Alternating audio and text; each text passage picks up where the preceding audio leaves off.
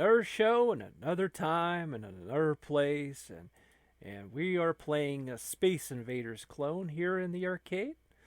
Um, I admit that it's a little disjointed, from last episode because when I usually record this, it's usually like in a nice 2 hour block, and then I have to go into Microsoft Clipchamp and clip that stuff, and a lot of times I don't get it really perfect, and then there's a little bit of a gap, between the last episode, so it's whatever.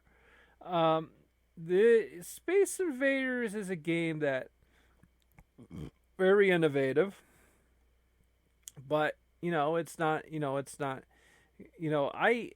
the way I like to say it is if you grew up with Galaga, you should never have to play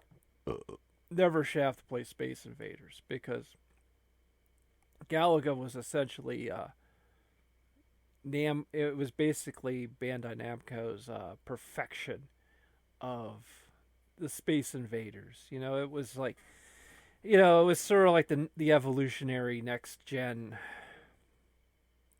thing in the Space Invader games. Now you had enemies that could come down at you and stuff, and it was good stuff, and I like Galaga, and I mean I have the arcade one up of the 40th anniversary Pac-Man machine, and and that's and it includes Galaga, and I have Galaga on everything. I have it on my Xbox systems. Of course, understand when I say Xbox systems, anything from Xbox One to the Xbox Series X, anything you have bought digitally, it carries over, which is the way it should be. It shouldn't be like Nintendo Wii, where like Nintendo hates its customers. I'll be honest with you, like the Nintendo Switch is good because because it has physical games. Although you do have to be warned, beware. There are some companies selling games in cases, and all it is a piece of paper. It tells you to download it. Full download. It's not. I just won a ton of tickets right there. I don't know what jackpot I hit there. A lot.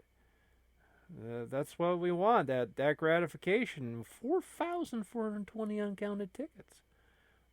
I don't know why it's just said uncounted, but I got to put it in that machine there, right? I have a tendency to forget that because I'm more focused on the recording, than actually be like, oh yeah, I'm really into those tickets. I don't really care. I just play the games. And this basketball machine, I've come to the conclusion it's pretty glitched. You'll kind of notice that some of my balls should be going through the hoop, and they're not. And they just kind of aren't. Some of them, they're just like kind of like glitching through it. Like they're supposed to be bouncing off in a way, but it makes it look like it's going through the hoop. So it's kind of stings, and and now we're going to play this game, and what you do is you take a ball and you throw it at the Bigfoot when he's all shiny and he's all like kind of glowing, and he's a glowy Bigfoot. He's a federal Bigfoot. That would actually be really awesome if the FBI had Bigfoot. You imagine them coming to your house and there's this huge Bigfoot and he's knocking on the door. And you better answer the door. He's got a lot of power. He could probably knock your door down with just by sneezing on it. So yeah, we talk about glow-in-the-dark Bigfoots here, on the show. And now we're going to this machine here. We're going to play more redemption machines. Can you, someone please put more classic arcade type games in here? Not all redemption machines, But it's kind of that's the kind of the thing is as you get older. Like I'm in my 40s, and well, of course, obviously, the channel has to be owned by somebody in their 40s because they're talking about all kinds of old games. Like they clearly got memories of this stuff and being firsthand. I mean, it's not to say some 20-year-old now can't be a retro gamer, because all they need to do is have an emulator and go crazy, and they could be immersing themselves in all the classics that I grew up with. The difference is I would actually argue a younger retro player, even a younger retro streamer, has a vast advantage over me at that same age. They would say they're 15. We'll say they're 15. A younger retro streamer has a greater advantage over me than when I was that age, because I was limited to actually physically having to buy these games, and my parents had to buy these games. So back then, you couldn't have all the games. You couldn't have everything, and sometimes you just, you didn't have the resources today. You didn't know, oh yeah, this is a bad video game. This is really bad, or it's just a bad port, or sometimes you just saw a box and you saw like a Jeep and guns, and you saw swords, and sometimes they had good box art for bad games. It could happen. I'm going to be honest with you. I think Action 52 has a nice box. Someone would go, what do you mean? I don't know. Look at it. I think that's not bad. And I think that the guy who he was mostly like an investor, a venture capitalist guy who made Action 52. Had a bunch of college students work on it. And even that box art looked good. But the whole point I'm trying to say was, what influenced your decisions to buy a game back in like the 80s and 90s? Literally, no, I'm going to go further. The 1980s. Not the 90s, you had GamePro. GamePro was a lot better of a magazine, because it actually was the first time when they had actual like negative reviews, where they would actually tell you, oh no, this game isn't good, and so that was the first time where it was sort of like mind blown, where you can actually have a good consumer choice on something.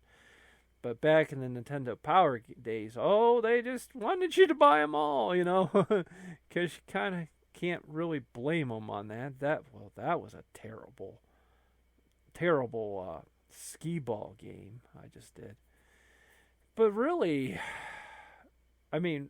honestly, that's the thing we went through back then. Like a retro gamer now, even if he's like 15 years old or 20 or whatever, he can go for all these reviews. He's more informed than we were. He doesn't, unless he wants to buy a collection on the Switch shop, or he wants to do that. If he wants to be a legal eagle, he can. And even then, you're still getting more games that we did for $50 for parents buying the game. When you get Bugs Bunny's Crazy Castle, that's all you get. For crying out, Bill and Ted's Excellent Adventure is on the Nintendo Switch. That's like mind blown. Like everyone says that game's awful. I kind of said that it's actually kind of a fascinating open world game for its time. It was experimental. Look, man, sometimes you make like an experimental plane. It doesn't mean it's safe. It's not safe. It may not be safe. Okay, maybe it gets you through some flights, but you don't sell that thing to anybody, man. The FAA is like, man, that thing's not safe. So like back then, a retro gamer now, he knows better not to, what games he wants to play, unless he's purposely trying to find bad games. Some people do that. It's sort of like sort of torture yourself kind of deal, Yum yum lemonade. So, well, it's about almost at the end of the show. I usually end up, all of a sudden the screen just stops and I go, the show's over. Happens too much. But maybe we continue next show or whatever. See what happens. All right, see you next time, folks. That was a long rant.